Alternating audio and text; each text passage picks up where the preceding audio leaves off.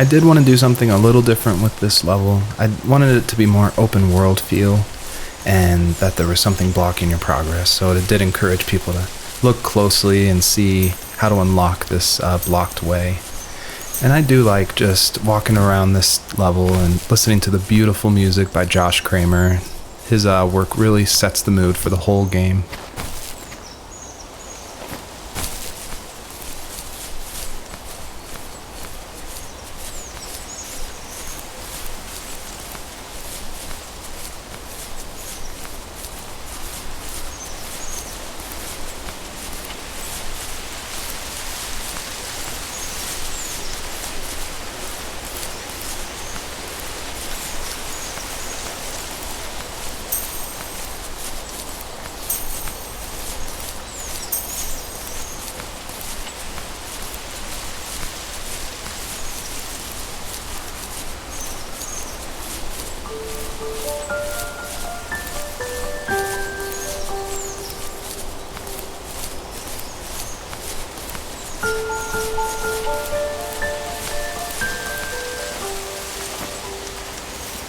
My dad built a lot of stuff in his free time. If he wasn't watching fly fishing or reading Tom Clancy novels, he was carving something.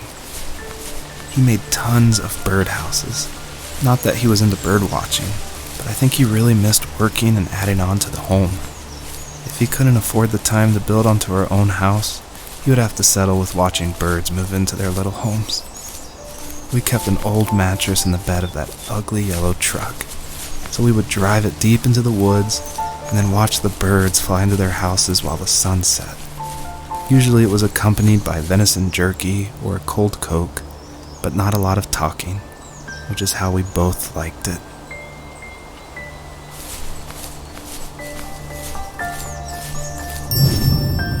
Earlier I said I just love going through video games and exploring, like looking at every nook and cranny and just trying to find little details. And I think that started because in middle school and high school, I would make mods for my favorite games, namely Jedi Knight, Jedi Outcast, and Far Cry. And I loved like this huge world of mod makers who would make these levels, and it'd be like the most random creative things, and I would just love exploring, usually multiplayer levels by myself. So even though I went to college for film, before that, like before high school, I was making video games and mods, and it was my favorite thing in the world. I made a ton of different levels. I made an abandoned space hotel with a dance floor and cafeteria. I made a haunted campground with cabins and tents. I made this whole city with like the first ever day-night cycle with running showers and stuff in the hotel and the apartment buildings. And I just loved making those mods, and I think that carries over to my game, The First Tree, and also the one before that, Home is Where One Starts, which is it's exploration. You're just looking around and appreciating the details.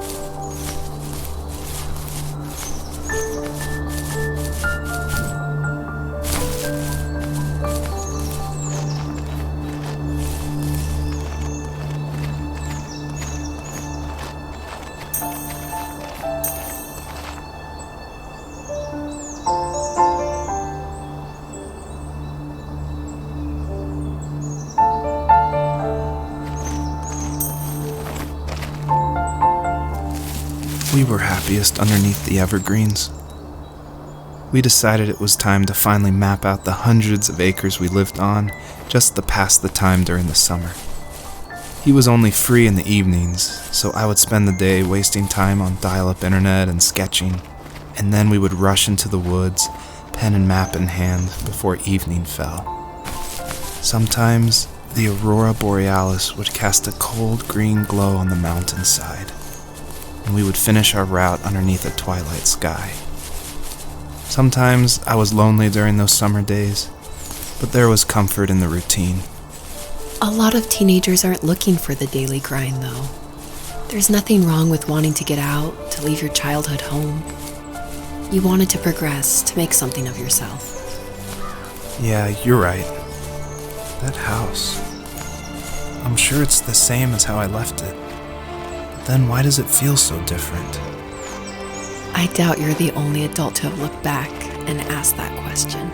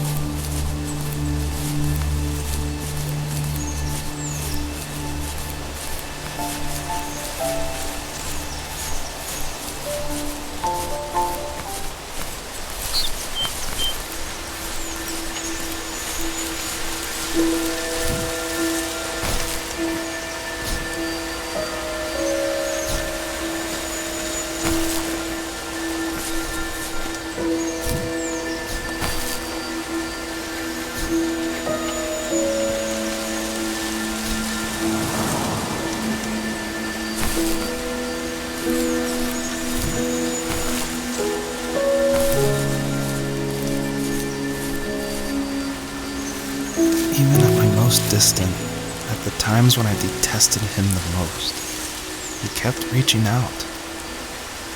For a year straight, he asked me every week when we were going camping. I thought he was just dense. Eventually, to shut him up, I agreed. We carried out the worn lawn chairs from the garage and set up a cinder block campfire at the site we'd always used behind the house. We walked down the mountain path, talking in the warm sunshine we only got a couple months of the year. Those 3 obsidian rocks shimmered alongside the shore, almost like sparklers pressed against a dark window. I'll never forget that wet stone on my feet, or how those massive mountains looked even bigger in the lake's reflection. I felt small, but grateful. As the sun set, my dad found something I hadn't seen for a long time. The tree where I'd made my first carving when I was 6. I hadn't even carved it. My dad had helped me, but I still called it my tree. Something about seeing my name there made me open up, and we talked about everything that night in that old camouflage tent. I told him how much I loved sketching and design, and how it would be a dream to study architecture in Seattle. I told him how I didn't get along with my friends much anymore, but that I didn't mind being alone. He told me he was there for me, and he joked that if all he had to do was write my name on a tree to finally get me to talk, he would have left me carved logs with novels on them in front of my room every morning. I don't know why it took me that long to realize it, but it was then I knew how much he had sacrificed for me.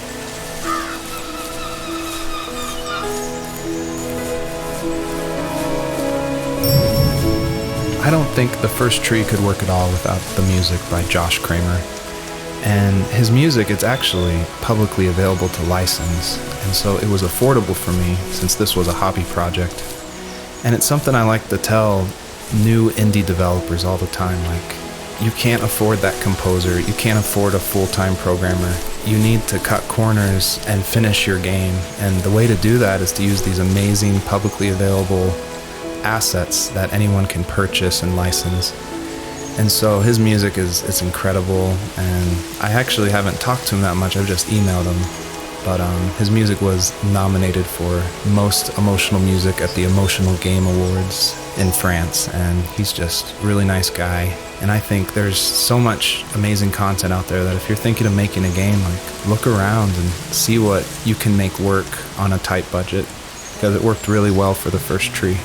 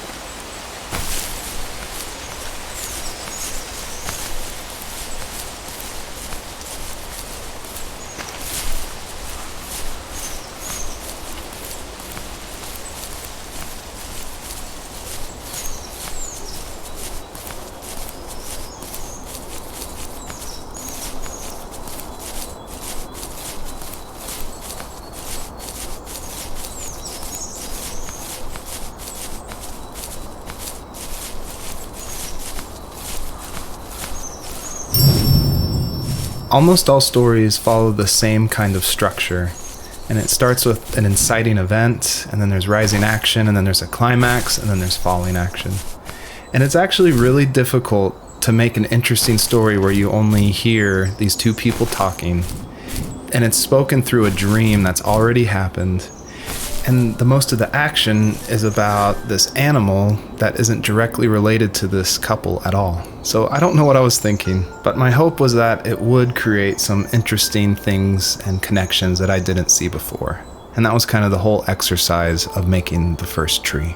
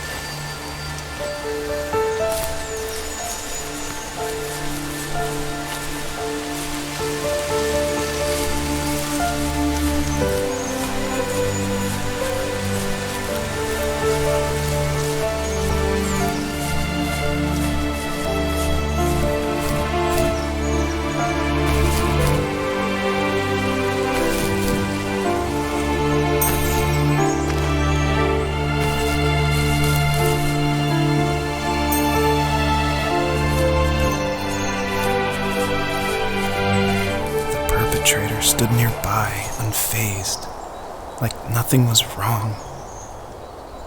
My dad is dead, and he's never coming back, Rachel. I can tell you these stories, but I can never reminisce with him again. He can never hold a grandchild that we'll probably never be able to have. I can never talk to him again, and I'll never be able to say I'm sorry for everything.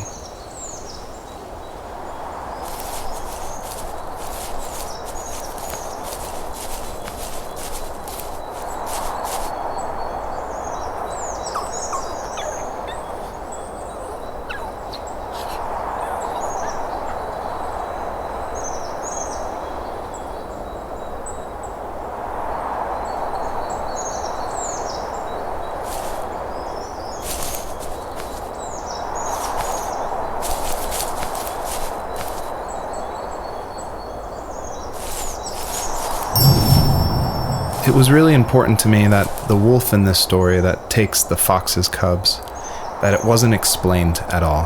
Like, it's just this entity that's in the background. And of course, it's supposed to represent something bigger than a wolf or even the fox. It's supposed to represent like the specter of death. And it comes when you least expect it. There's no justification. He's just there, always watching.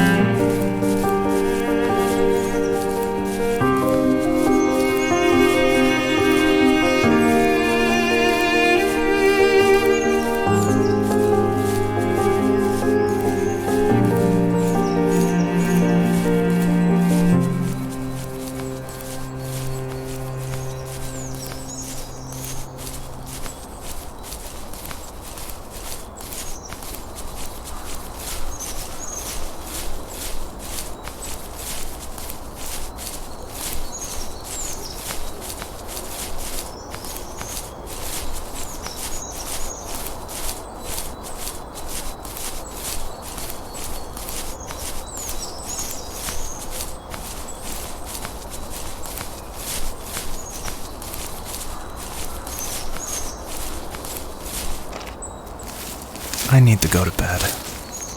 I just can't talk about this anymore. Good night.